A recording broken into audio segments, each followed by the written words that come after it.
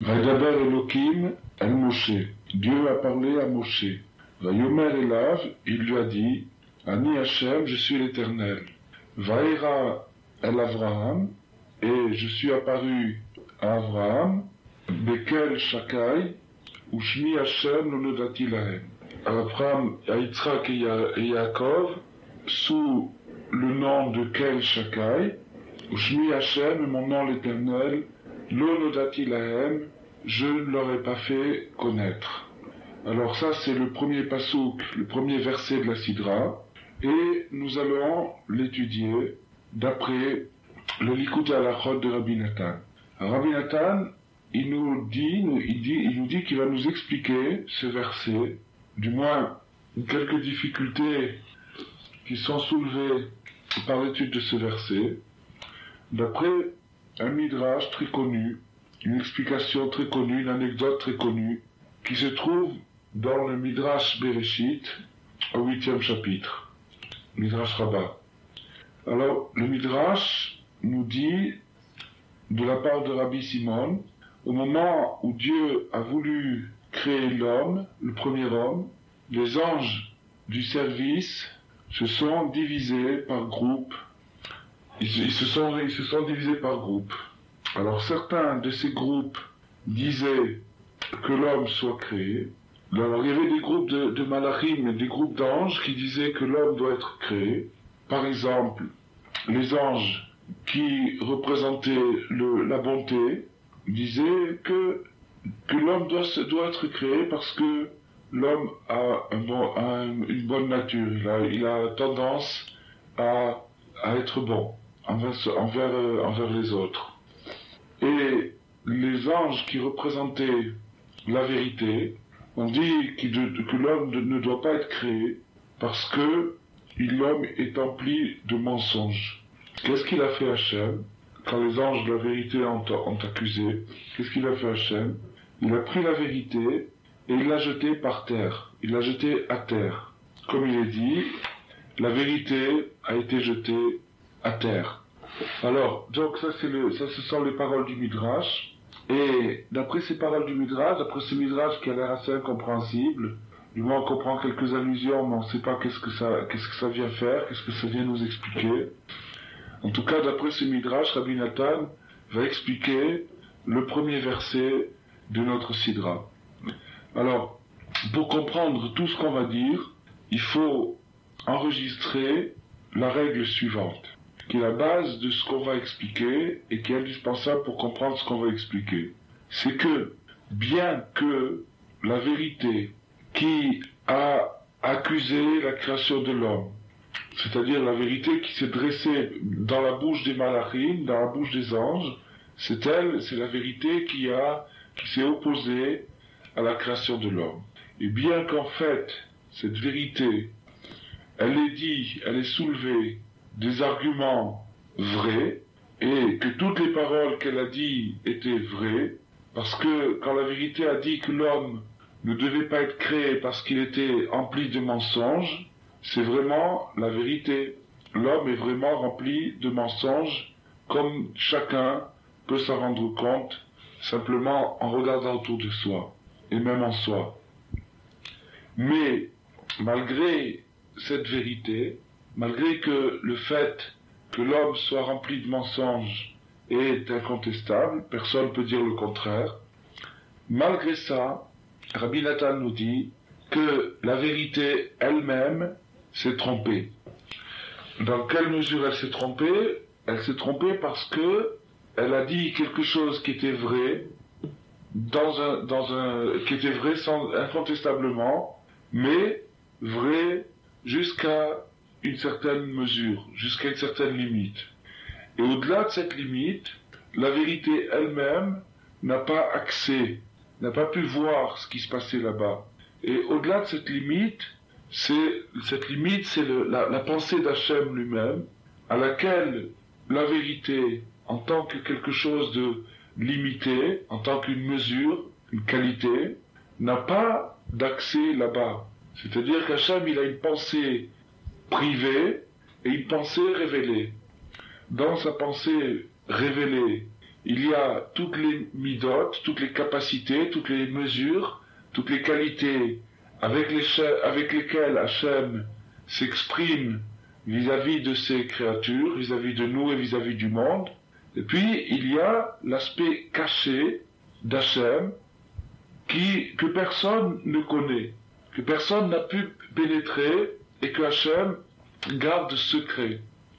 Alors, maintenant, la vérité elle-même, elle fait partie des choses révélées, elle fait partie des choses qui s'expriment, c'est une mesure, c'est une qualité, c'est quelque chose, pour ainsi dire, de créer, et en tant que cela, elle est limitée, et ces évaluations ont beau être précises, logiques, véritables, malgré ça, du fait qu'il lui manque quelque chose de plus, une dimension encore plus profonde, plus antérieure, de ce fait-là, la vérité elle-même ne peut pas faire d'évaluation authentique, véritable. Alors ça, c'est la base de notre étude.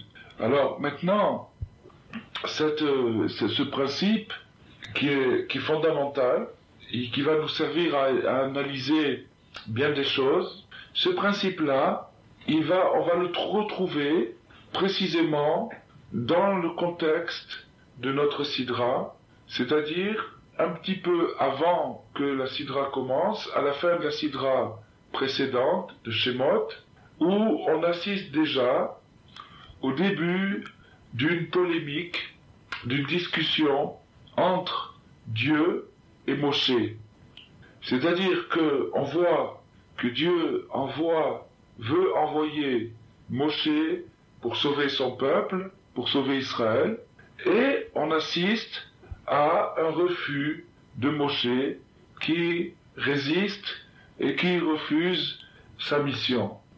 Alors, on sait que Moshe, à travers les centaines et les centaines de midrashim, de récits qui nous sont rapportés de sources sûres, et qui peignent, qui décrivent le caractère de Moshe Rabbeinu comme un homme parfaitement et inconditionnellement dévoué à la cause de son peuple. Ça, c'est une chose qui nous échappe pas, pour ceux qui ont étudié le contexte. Et on ne comprend pas comment, malgré son dévouement, Moshe a pu refuser sa mission. Et ce qu'on voit par contre, c'est que Dieu s'est fâché, et il s'est fâché contre lui. Il n'était pas content que Moshe refuse, et finalement l'a forcé d'aller remplir sa mission et d'aller sauver Israël, comme nous le voyons dans les paragraphes précédents. Alors, cette scène, cette séquence de la polémique entre Moshe et Hachem, qui a été interprétée et expliquée par beaucoup de commentaires, mais cette fois-ci, nous allons la voir sous un angle tout à fait nouveau. Parce que on va pas soupçonner Chas v'Shalom Moshe d'avoir voulu démissionner ou de pas avoir voulu accepter sa mission.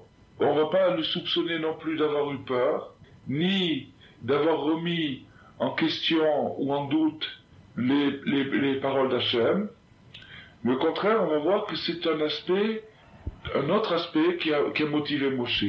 Alors Rabbi Nathan nous dit, tout ce refus, toute cette polémique est due au principe de la vérité. Au principe de la vérité qu'on a examiné et qu'on a utilisé comme base de notre étude actuelle. Donc ce principe de la vérité, c'est-à-dire que d'après la vérité, pour ainsi dire, si on prenait un jalon, un repère, comme on le fait par exemple dans les poids et mesures.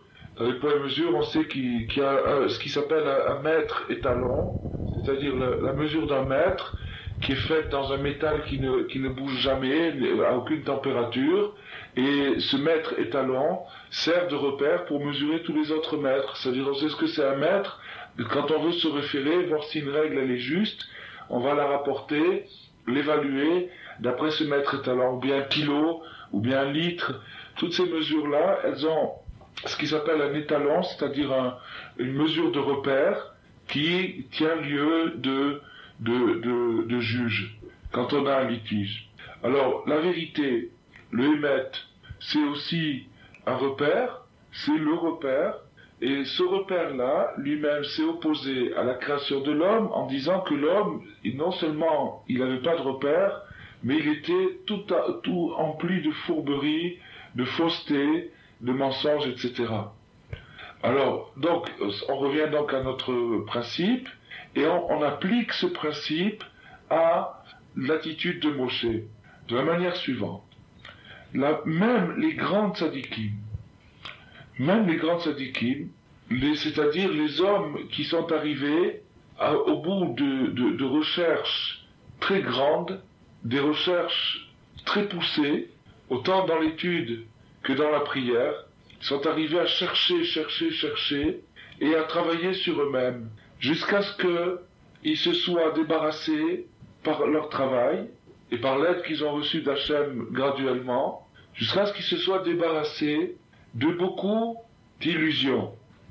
Et donc, chaque tzaddik, dans la mesure de son travail, de ses efforts, arrive petit à petit à discerner un point de vérité dans la vie qui apparaît au fur et à mesure que l'homme, que ce tzaddik, a travaillé pour éliminer de son existence tout ce qui pouvait fausser sa vue, tout ce qui pouvait le troubler, tout ce qui pouvait l'inciter à droite ou à gauche, le distraire, déranger son objectivité.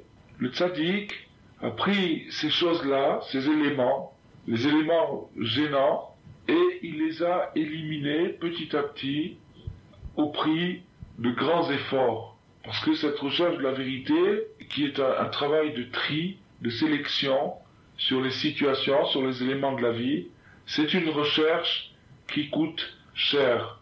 Elle coûte cher dans la mesure où elle demande de se débarrasser des choses fausses au fur et à mesure qu'on les découvre. Et maintenant, parfois, on arrive à découvrir des choses, et après, disons que on apprend des principes, on apprend la Torah, on apprend des principes, et à la lumière de ces principes, on se met à évaluer les choses, on se met à comparer les choses, et le fruit de cette comparaison, c'est parfois décevant, c'est-à-dire, ça veut dire que la chose qu'on vient d'analyser, avec le principe, elle nous apparaît comme fausse, parce qu'on vient de la mesurer, comme on l'a dit tout à l'heure, avec le maître étalon, c'est-à-dire avec la mesure parfaite, qui est le principe, la vérité. Donc maintenant qu'on vient, par exemple, quelqu'un qui se met à étudier les lois du vol, les lois du Gezel, les lois du vol, il va se rendre compte, s'il rentre dans le Shulchan Aruch assez sérieusement, attentivement, il va se rendre compte que tout au long de sa vie, sans s'en rendre compte, il commet des actes malhonnêtes vis-à-vis de la propriété d'autrui. Il y a un exemple très connu qui vraiment nous permet de saisir à quel point notre logique est rapidement dépassée, et donc automatiquement on se trouve très vite dans l'illusion. C'est le cas du voisin qui s'en va en vacances, et il s'en va en vacances, il laisse son jardin, et sur son jardin il y a des belles prunes ou des belles pommes qui sont déjà mûres, et qui sont en train de tomber et de s'abîmer. Et le voisin est parti en vacances, mettons pour 1 mois, en plein été. Alors il y a le voisin d'à côté, qui est son meilleur ami, et qui voit les fruits s'abîmer. Et qui se dit, mon voisin serait sûrement très très très heureux que j'aille récolter les fruits et que je les mange. Ou bien que j'en fasse de la confiture ou n'importe quoi. Alors, il va dans le jardin de son voisin, supposant qu'il ait la clé, il rentre dans le jardin de son voisin, et il récolte les prunes ou les pommes, il les ramène à la maison, il les donne à sa famille, il les mange, et il est très content, il a l'impression d'avoir fait une grande mitzvah, il a sauvé son voisin d'un baltachrit, c'est-à-dire d'un gaspillage inutile, et il est persuadé que quand il va le dire à son voisin, son voisin va être très content de cet exploit, qu'il a pris son temps, il a perdu son temps pour aller sauver les prunes ou les pommes. Et effectivement, au début septembre, quand le voisin revient de vacances, il lui dit, tu sais, je me suis permis de prendre les prunes parce qu'elles s'abîmaient, elles tombaient, c'était dommage. Alors le voisin lui dit, mais bien sûr, tu as très très bien fait. Au contraire, hein, il faut pas te gêner. Bon, alors les deux, le voisin est aussi ignorant que le premier, et les deux ignorent qu'en réalité, d'après la Torah, le premier, c'est-à-dire le voisin qui est resté sur place, le premier a commis un véritable vol, un gezel. Pourquoi est-ce qu'il a commis un vol? Parce que d'après la Torah, il y a transfert de propriété, c'est-à-dire qu'une chose n'appartient à une autre personne que avec connaissance. Ça veut dire que pour que les prunes appartiennent au deuxième voisin, à celui qui est resté, il faut que ce soit à la connaissance du premier voisin, c'est-à-dire celui qui est parti. Il faut que celui qui est parti sache que sa propriété, son bien, ses prunes, passe dans la propriété du voisin. À ce moment-là, il y a transfert, c'est-à-dire que le deuxième voisin a acquis les prunes et elles lui appartiennent maintenant, et donc il n'y a pas de vol. Tandis que s'il n'y a pas eu de connaissance, à ce moment-là, il n'y a pas eu de transfert de propriété, les prunes sont restées dans la propriété du premier voisin, de celui qui est parti en vacances, et automatiquement, le deuxième voisin, aussi gentil, aussi dévoué qu'il soit, c'est un voleur.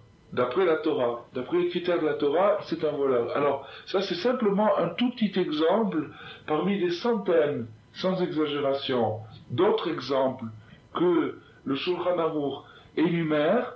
Du moins, le Shulchan Aruch nous donne des clés et des règles générales avec quelques exemples, et par la suite, les grands poskim, les grands décisionnaires, ont développé ces clés, ces principes, et ont répondu à des centaines et des centaines de questions posées sur la matière du vol, puisque c'est l'exemple qu'on a pris, et bien sûr, sans la connaissance de ces réponses, des réponses qui ont été données et qui sont d'une finesse, d'une subtilité incroyable, eh bien, c'est impossible d'être parfaitement honnête.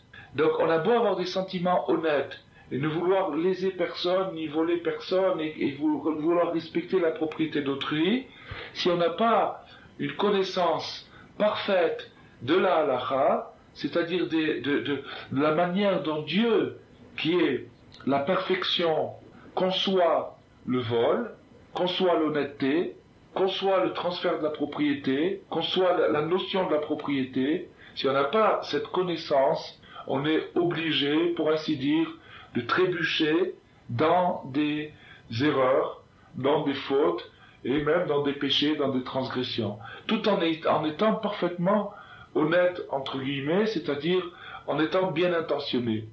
Alors, d'un autre côté, la bonne intention, plus la connaissance, amène à pouvoir bien se conduire, mais le problème, c'est le suivant, c'est que à partir du moment où on se met à acquérir des connaissances, et puis qu'on apprend, par exemple, alors revenons à notre exemple, on se met à acquérir des connaissances, et puis on tombe un jour sur ce din, sur cette halakha, sur cette loi, sur cette règle, que les prunes du voisin sont interdites.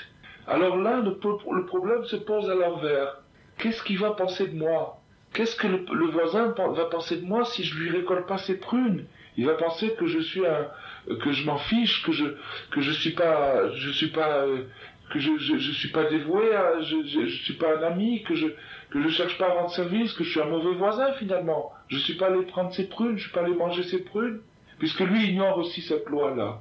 Alors, je me trouve dans une situation extrêmement délicate, parce que je viens d'apprendre que ces prunes ne m'appartiennent pas. Bon, maintenant, pour le besoin de l'exemple, on va supposer que le voisin est en vacances quelque part où on ne peut pas le joindre par téléphone, ou bien que pour être tranquille, il a refusé de donner son téléphone à qui que ce soit, ou bien qu'il n'a pas de téléphone, et que lui écrire prendrait trop de temps, le courrier ne suivrait pas, donc il ne pourrait pas savoir que les prunes vont pourrir, et entre-temps, le temps que la lettre de retour revienne, les prunes seraient déjà abîmées, supposons qu'il y ait je sais pas quoi. Alors, je suis coincé, je voudrais bien dépanner mon voisin, mais je viens d'apprendre que cet acte-là, cette gentillesse, cet acte de solidarité, c'est en réalité quelque chose de profondément malhonnête parce que je vais prendre la propriété d'autrui. La propriété d'autrui, comme on l'a dit tout à l'heure, ne passe d'un camp à l'autre qu'avec connaissance de celui qui donne et de celui qui reçoit. Alors, que faire dans un cas pareil? Alors, que faire? Il n'y a pas 36 solutions.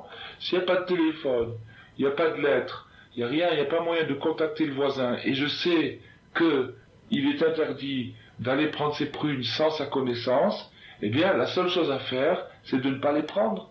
La seule chose à faire, c'est de ne pas les prendre, de les laisser. Effectivement, de les laisser tomber par terre et s'écraser et se pourrir. C'est la seule chose à faire. Il n'y a pas d'autre solution. Alors, ça me coûte cher, dans la mesure que mes rapports avec mon voisin vont s'abîmer. Il va me traiter de je sais pas quoi, il va penser du mal de moi, et même s'il me le dit pas, il va se dire quand même celui-là, quand on part en vacances, on peut même pas compter sur lui, il se fatiguerait même pas de venir prendre des prunes qu'il peut manger en plus, et il va penser ça sur moi. Inévitablement, ça va créer ça va troubler nos rapports, ça va abîmer nos rapports. Eh bien, je dois avoir le courage, si je veux être fidèle au principe que j'ai étudié, à la Torah, je dois avoir le courage d'affronter cette possibilité.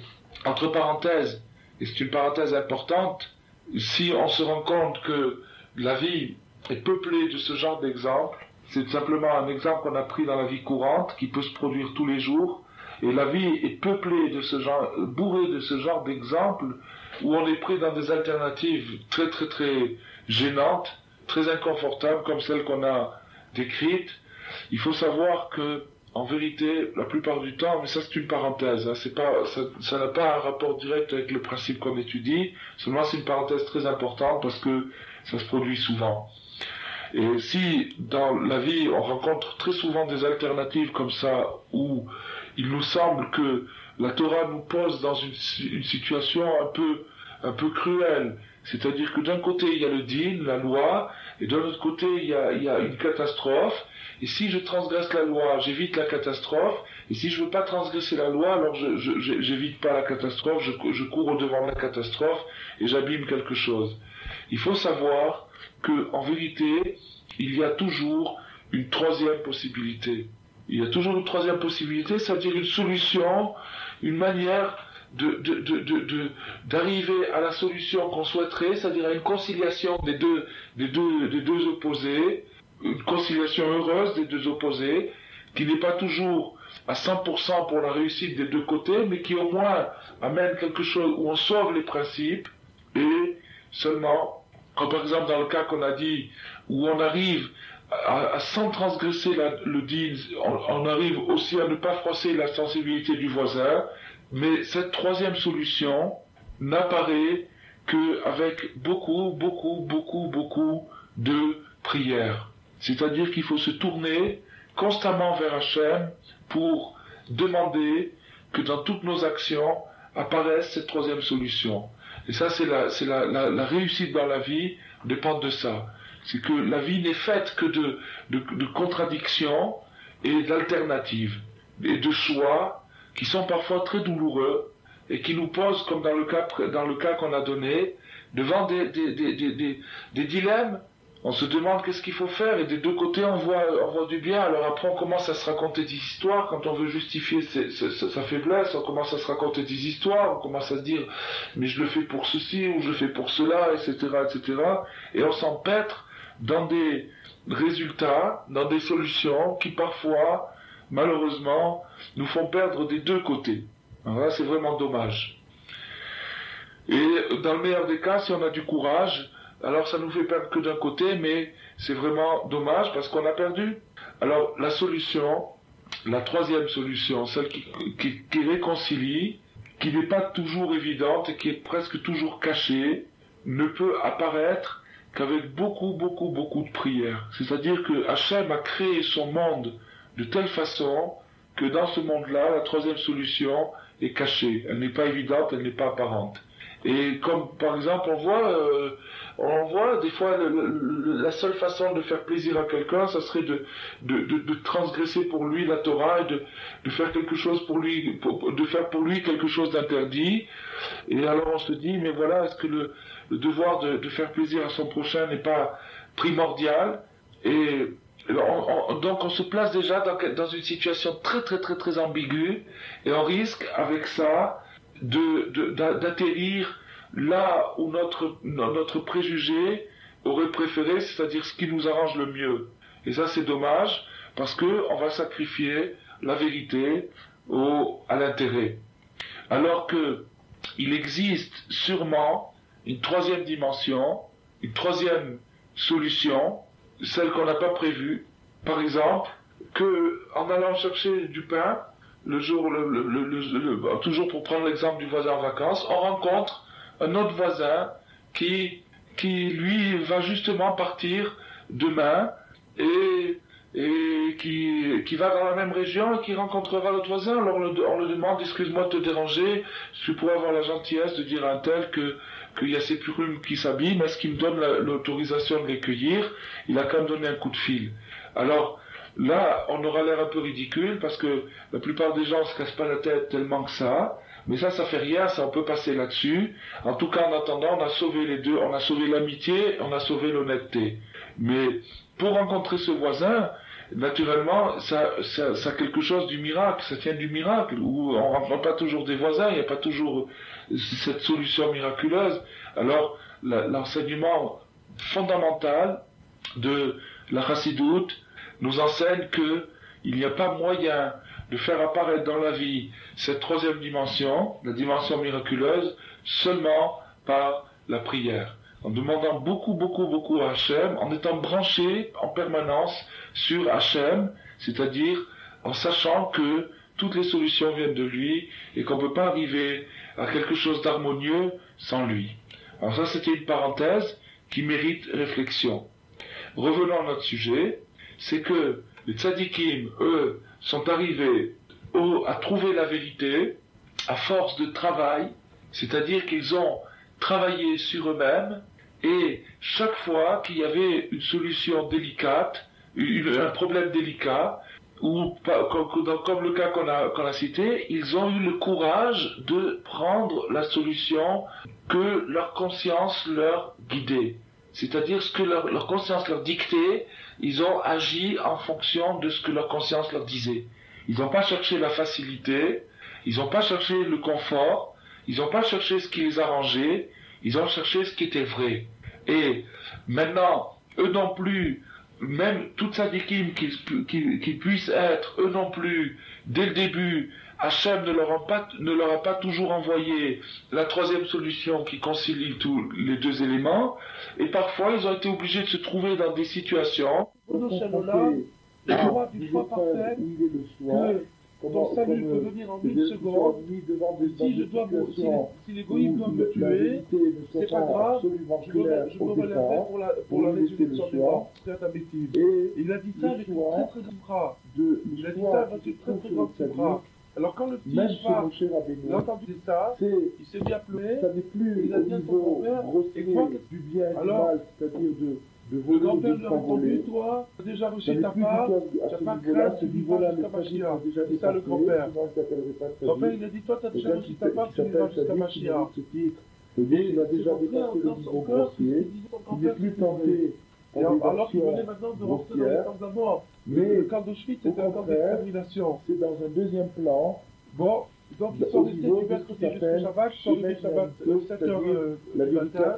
Et maintenant que je vous ai décrit comment ça se passait, ils arrivaient dans les camps, après avoir voyagé 3 jours dans l'épouvantable, de même pas décrire, on ne peut même pas s'imaginer.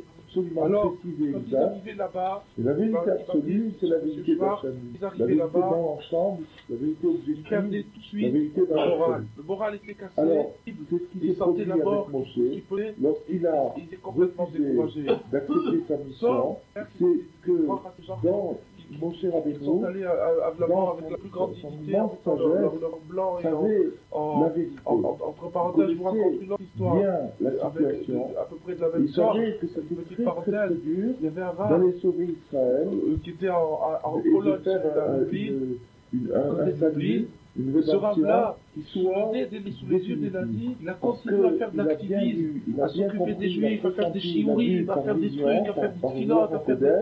et tout. Alors les nazis, ils ont dit, c'est trop, celui-là, on va le tuer, il était dans le ghetto, il était déjà parlé. Qu'est-ce qu'ils Il vont faisait faire trop de trucs. contre Alors qu'est-ce Hachem? qu'il a fait? Ils Comment ont ils dit, vont on va le tuer. latéral? Et le chômage de ce Et rave, il a effectivement, entendu qu'on allait tuer son rave, puisque qu'est-ce qu'il a fait? c'est ce qu'il Il a mis lui aussi le kitab, il a mis un talit sur sa tête, il a sorti, il a dit, je suis le rave, vous pouvez y aller. Ils l'ont tué, et ils ont cru que c'était le rave, et le rave, il a pu continuer encore des mois et des mois et des mois. Ils ont complètement épousé Hachem dans le Vous ne pouvez pas désert. vous imaginer quel héroïsme il y a eu dans cette période-là, et j'espère qu'on pourra, de toute façon, le temps va être court maintenant.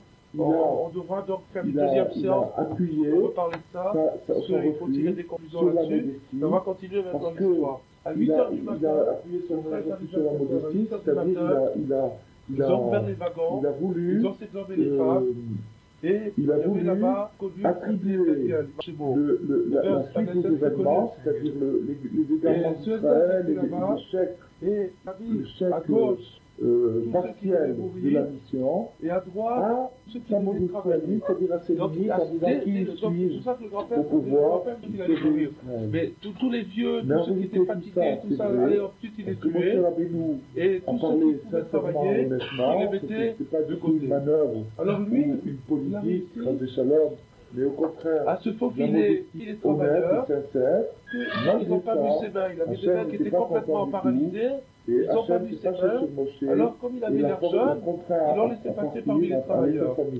Alors, toutes ces idées, toutes ces opinions, alors maintenant, toutes ces logiques, tous ces raisonnements que Moshe avait pour refuser sa mission, tout ceci en réalité ceux qui l'ont vu, après qu'il ait été sélectionné parmi les travailleurs, ceux qui l'ont vu, ils ont dit on va te tuer, tu vas te tuer, c'est-à-dire les gens de la vérité, seulement ceux qui travaillent, ils sont sauvés, les autres ils sont. Tu ne verras pas plus que parce quelques qu'ils ont jours, dit quelques que jours, on l'homme se rend compte qu'ils serait vont te rempli tuer. d'imperfections, Et puis quelques jours rempli de après, péchés, rempli de ils ont mensonges, été de ce camp-là d'Auschwitz, donc cet ils ont été esprit des gens amenés qui ont refusé dans un la camp création encore de pire l'homme, qu'Auschwitz, qui sont opposés à la création de c'est un l'homme, camp encore pire cet esprit qu'Auschwitz.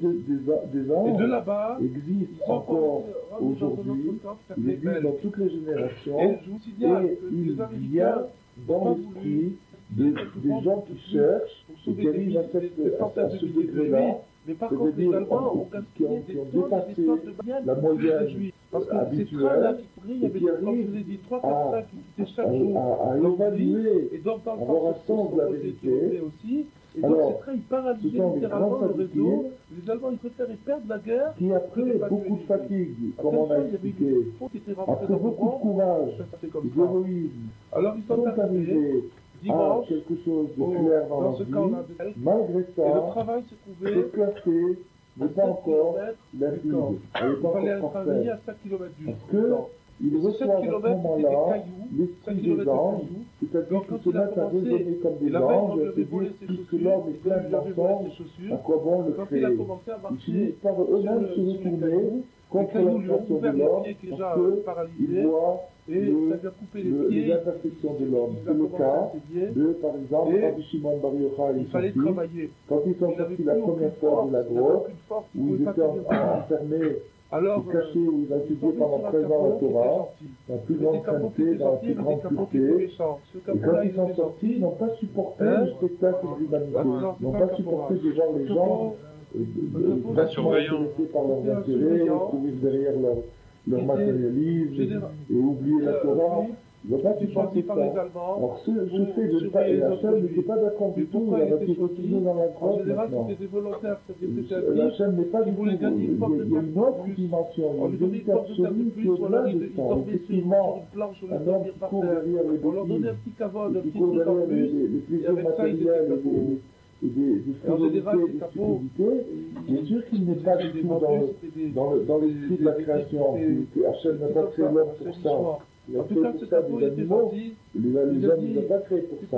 peux pas Mais travailler, pourquoi malgré tu devrais ça, travailler, tu il peux y pas a travailler. quelque chose En d'autre. tout cas, une autre dimension dans la création de l'homme, et c'est ce qu'on va essayer de voir. En attendant, alors, ils viennent les Allemands. En attendant, Moshe Rabbeinu a tenu ce raisonnement, et c'est pour ça qu'il a eu l'argument avec Hachem. Un des obstacles principaux, un des obstacles majeurs que Moshe a vu sur la réussite de sa mission, et à cause de cet obstacle il a refusé, c'est de voir Datan et Aviram, c'est-à-dire Datan et Aviram qui ne vont pas manquer de lui mettre les bâtons dans les roues, d'entraver sa mission, de gêner. Alors quand Moshe Rabbeinu a vu qu'il y avait des forces comme ça opposées, des forces d'opposition contre le tzaddik, contre la vérité, il s'est dit c'est pas possible. Et de leur côté, alors ce qui est intéressant, Rabbi Nathan souligne que eux-mêmes, ces opposants, ces contestataires, Datan et Aviram, qui protestaient contre Moshe, eux-mêmes avaient aussi une certaine logique. Et ils avaient aussi une certaine vérité, une certaine forme de vérité, parce qu'ils disaient aussi que la raison pour laquelle ils veulent pas que Moshe fasse ce qu'il veut faire, c'est parce que ils veulent sauver le peuple juif contre des difficultés. Ils se disent que que le tzaddik veut, à la limite, ils voudraient dire que le tzaddik il est antisémite, que le tzaddik il veut le mal d'Israël, comme c'est des choses qu'on a déjà entendues, que des tzaddikim soient soupçonnés de choses pareilles, chas v'shalom.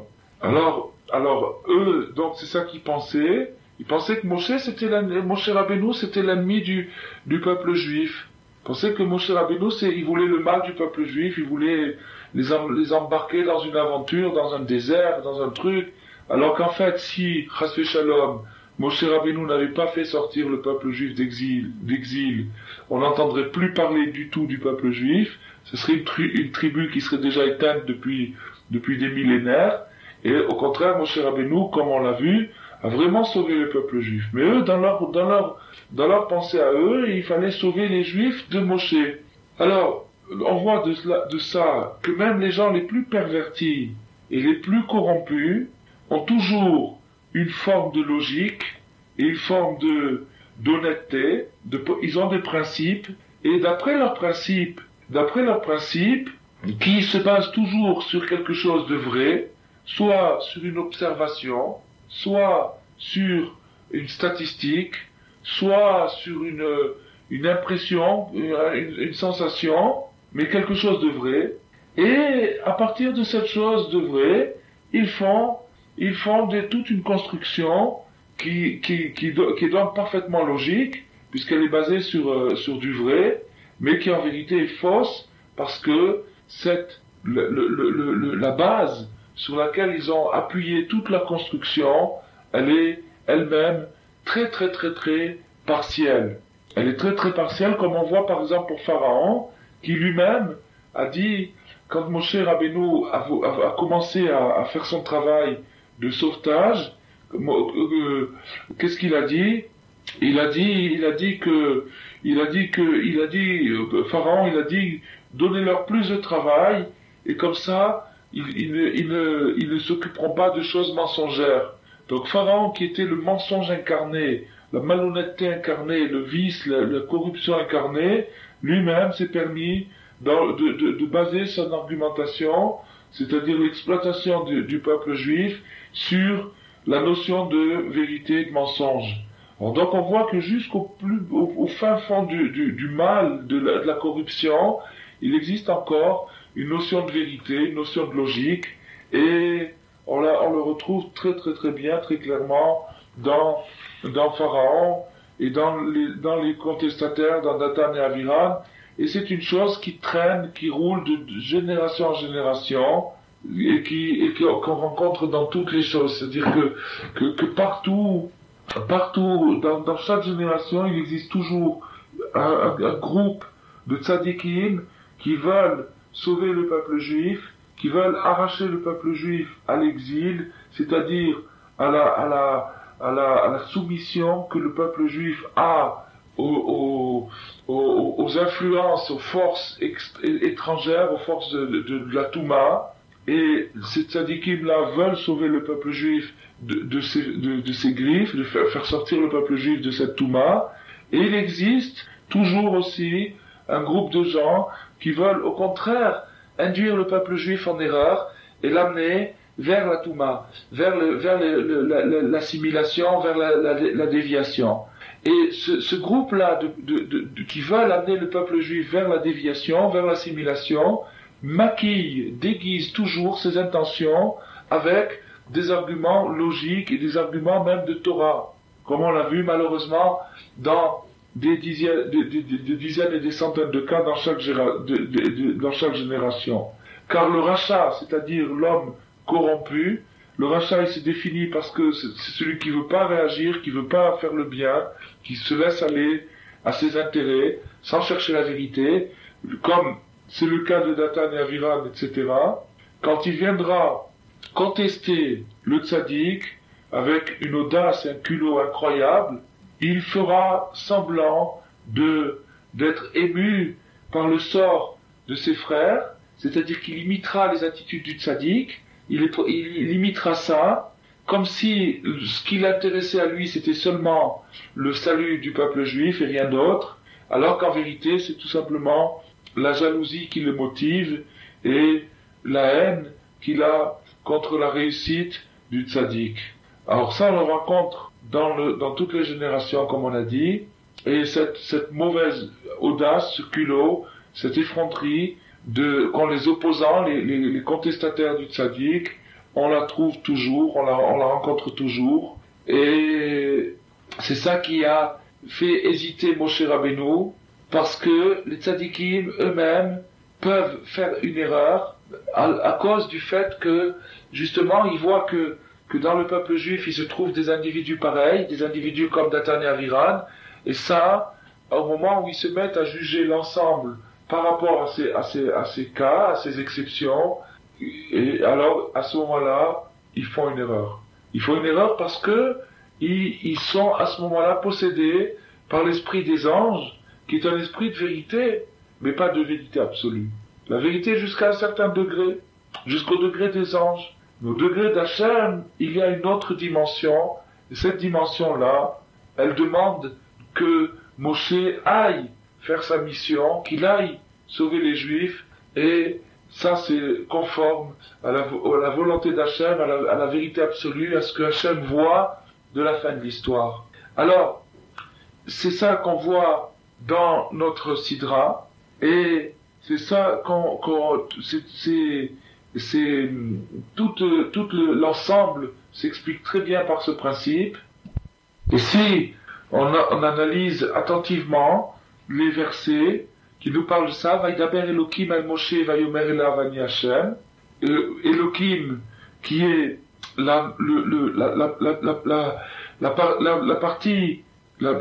l'aspect divin le plus caché, par opposition à Hachem qui est l'aspect divin le plus révélé. Alors Vaidaber Elohim, c'est-à-dire l'aspect le plus caché, pour nous dire que toutes les questions qu'on peut se poser sur Hachem, pourquoi est-ce qu'Hachem il fait ça, et pourquoi est-ce qu'il fait ça, et pourquoi est-ce qu'il fait pas ça, et pourquoi est-ce qu'il y a des pauvres, et pourquoi est-ce qu'il y a des malades, et pourquoi est-ce qu'on n'est pas sauvé, pourquoi est-ce qu'il y a eu l'exil d'Égypte, toutes ces questions-là viennent du fait que la vérité ultime, la vérité absolue nous est cachée, et qu'on ne peut pas répondre à la question pourquoi existe-t-il des tzadikim qui souffrent, tandis qu'il existe des Rechaïm qui sont dans le bonheur. Parce que la raison pour laquelle la réponse à cette question nous est cachée, c'est précisément pour nous laisser la liberté d'agir, pour nous laisser le choix, pour nous laisser un mérite à nos actions. Parce que si Hachem nous faisait voir à quel point il aime les tzadikim, et à quel point il n'aime pas les Rechaïm, à ce moment-là, on serait contraint dans notre action. Alors c'est ça, Vaidaber Elohim, c'est-à-dire l'aspect le plus caché d'Hachem, Vayomer elav ani Hashem. Il lui a dit, mais malgré tout, sache que je suis l'Éternel, c'est-à-dire l'aspect le plus révélé, pour te faire savoir que, aussi bien l'aspect caché que l'aspect révélé ne font qu'un, et que donc, que dans la vérité ultime, au fin fond des choses, les choses les plus dures dans la vie ne sont que pure bonté, pure générosité, pur amour de la part d'Hachem pour ses créatures, et donc il ne faut pas juger sur ce qu'on voit dans l'immédiat. Parce que ce qu'on voit dans l'immédiat, c'est ce qui s'appelle la vérité. Et d'après la vérité, qui est la vérité des anges, eh bien, l'homme n'a pas sa place sur terre, il ne mérite pas d'exister, parce qu'il ne fait que mentir. Mais d'après la bonté d'Hachem, qui s'étend jusqu'à l'infini, et qui, au fond, rejoint les choses les plus éprouvantes aux choses les plus exaltantes, c'est-à-dire les aspects encourageants de la vie aux aspects décourageants, aux aspects éprouvants, au fond, tout est bon, tout est pour notre bien, ça, c'est la vérité absolue. Et d'après cette vérité absolue, il est très très très intéressant que l'homme existe. Il faut créer l'homme. Vezeu, alors c'est ça, Vaïra el Avram, Ve'el Yitzchak, Ve'el Yaakov, Ve'el Shaddai, Ushmi Hashem lo nodati lahem. Et c'est ça maintenant qui va expliquer le verset initial de notre Sidra. Je suis apparu à Avram, à Yitzchak et à Yaakov sous le nom de El Shaddai, mais mon nom, Hashem, je ne l'aurais pas fait connaître. Parce que, maintenant, au début, l'apparition d'Hachem, alors on sait, ça il faut le rappeler, mais c'est une chose qui est connue, que Hachem possède divers noms, diverses appellations, mais que c'est le même Dieu, c'est le même Hachem, seulement les noms varient selon les attitudes d'Hachem vis-à-vis de nous. C'est-à-dire que l'attitude, le nom, un nom ou tel nom d'Hachem désigne telle ou telle attitude d'Hachem. Alors, au début, l'apparition c'est-à-dire quand Hachem s'est révélé aux patriarches Avraham, Yitzhak et Yaakov, il n'était pas possible, tout à fait au début, de leur faire voir, de leur faire comprendre aux patriarches, aussi grands qu'ils soient, toute la vérité. Parce que la vérité doit jaillir de ce monde-là. Qu'est-ce que ça signifie? Ça signifie que ce monde-là, comme on l'a expliqué, c'est un labyrinthe, un piège, un monde où les choses sont troubles, et dans ce monde de troubles, dans ce monde de difficultés, et dans ce monde de confusion, il faut justement tout l'enjeu, tout le but de la création, c'est dans ce monde de confusion, d'arriver à retrouver la vérité. C'est ça tout le but de la vie. Alors, ça peut pas se faire d'un seul coup, parce que le labyrinthe est très compliqué, et ça ne peut se faire que de génération en génération, de père en fils, jusqu'à ce que vienne Mashiach, et là, la vérité apparaîtra sous son aspect le plus parfait, le plus absolu.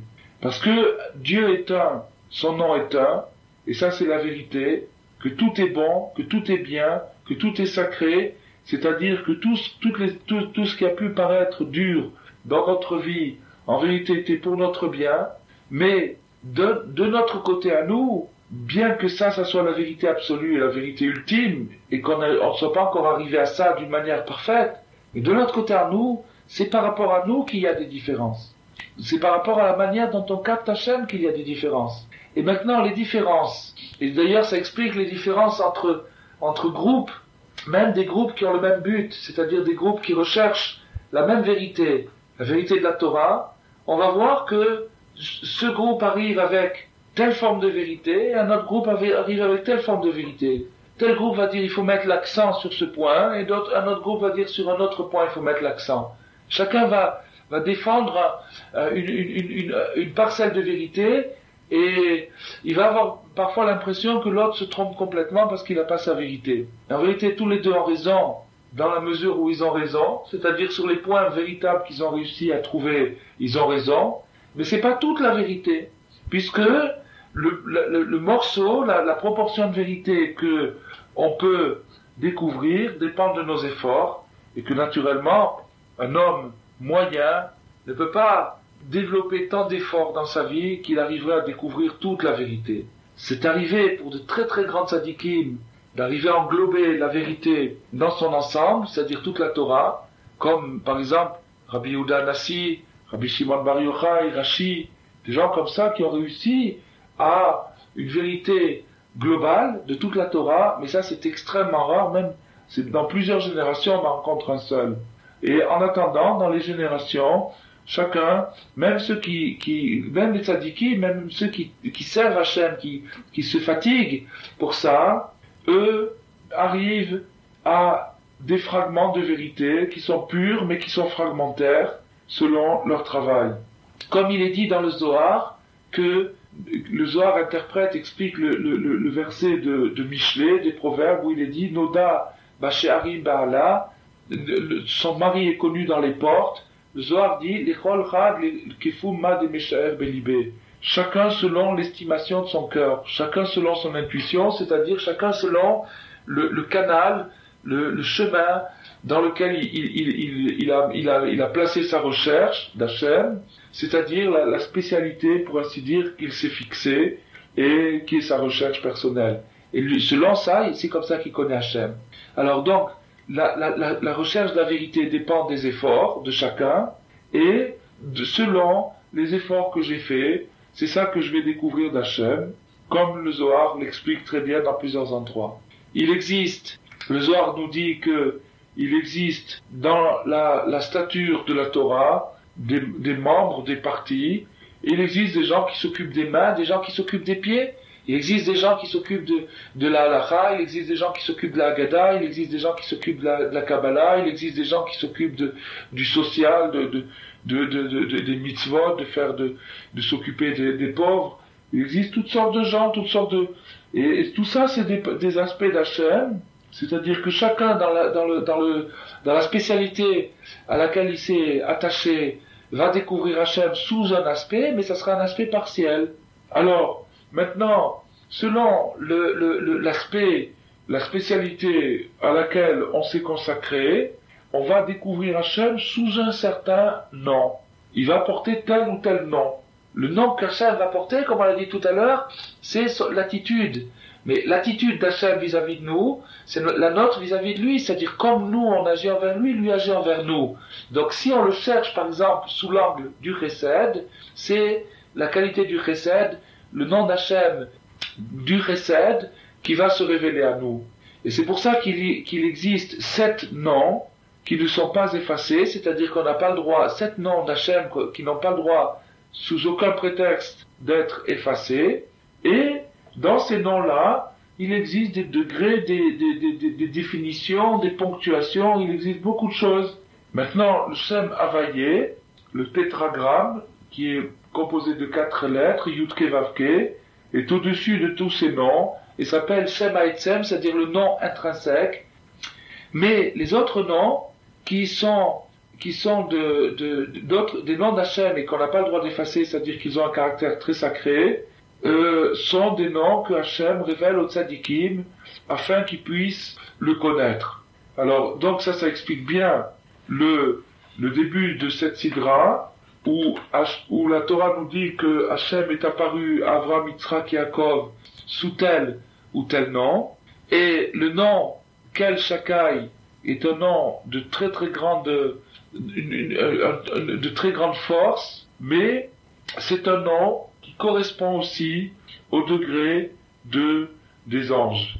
C'est-à-dire, c'est un nom qui n'est pas le nom supérieur, le Shem Havayé, le nom qui est au-dessus de tous les noms. Et donc, par là, la Torah nous fait comprendre, elle fait allusion à tout ce qu'on a expliqué aujourd'hui.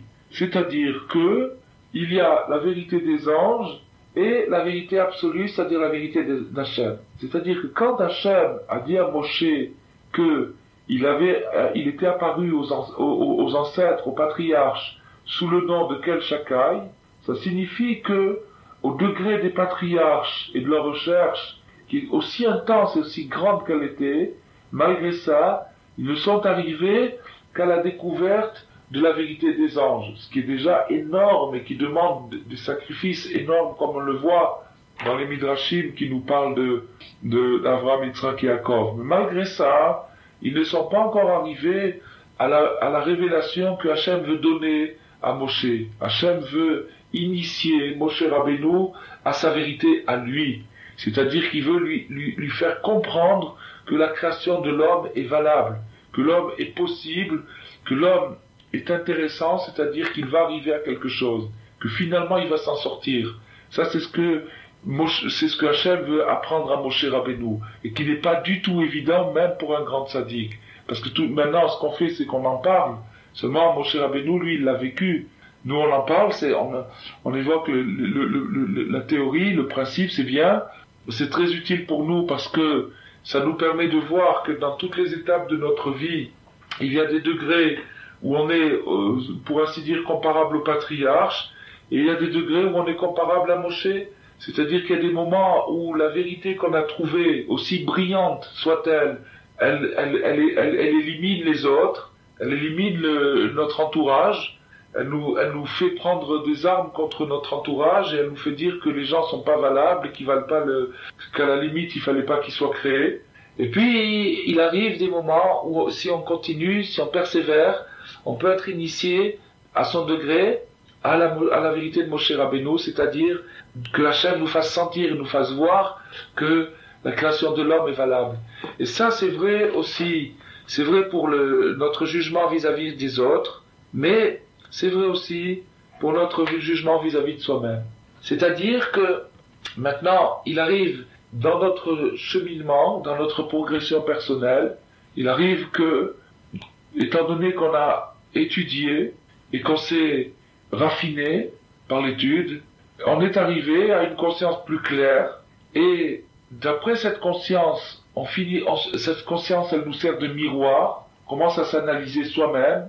Et on voit dans le miroir qu'on n'est pas aussi beau qu'on croyait.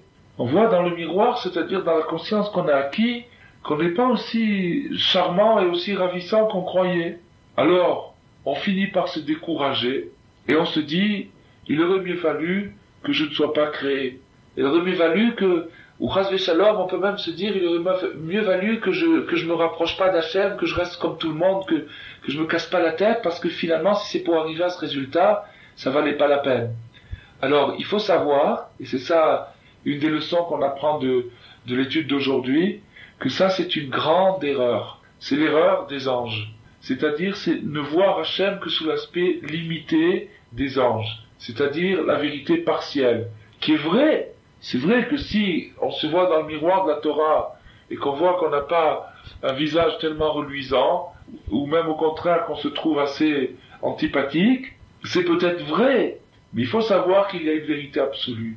Il faut savoir qu'il y a quelque chose qui transcende cette chose-là. Il faut savoir qu'il y a quelque chose au-dessus de cette vérité, une vérité objective qui nous échappe maintenant. Au degré où on est maintenant, on peut pas voir ça. Mais il faut savoir que ça existe, oui, qu'au fin fond de l'histoire, comme Rabbeinu a dit, Yashinyan shitaper hakol etova, il existe un principe selon lequel, finalement, tout finira par être réparé, et que d'après ce principe, notre neshama elle-même finira par accéder à son mérite, à sa récompense, à son bonheur éternel, mais qu'avant d'arriver à ça, il y a des stades. Il y a des étapes. Et que maintenant, ce qu'on est en train de vivre, c'est simplement une étape. C'est pas le résultat définitif. Alors quand on commence à voir comme ça nous encourage et ça nous donne de la persévérance pour continuer son travail, chacun où il est. Et finalement, le refus de Moshe de faire sa mission, c'est le refus, et ça se répète sans arrêt, c'est le refus de notre bon côté de nous sauver nous-mêmes, ou de sauver notre famille, mais de sauver ce qui nous concerne à nous, parce que on constate le désastre, on dit bon ça c'est maigre, c'est faible. Alors ce qu'on doit apprendre de cette sidra, de cette polémique et du résultat que Hachem a dit fortement à Moshe, c'est que envers et contre tout, malgré tous les signes de détresse et les signes d'échec, il faut persévérer, il faut sauver Israël, il faut donner une chance au clan Israël de se rapprocher d'Hachem et à chacun d'arriver, Bezrat Hachem, à la vérité absolue qui sera révélée par Mashiach, Bimei Rabbi Amenu. Amen.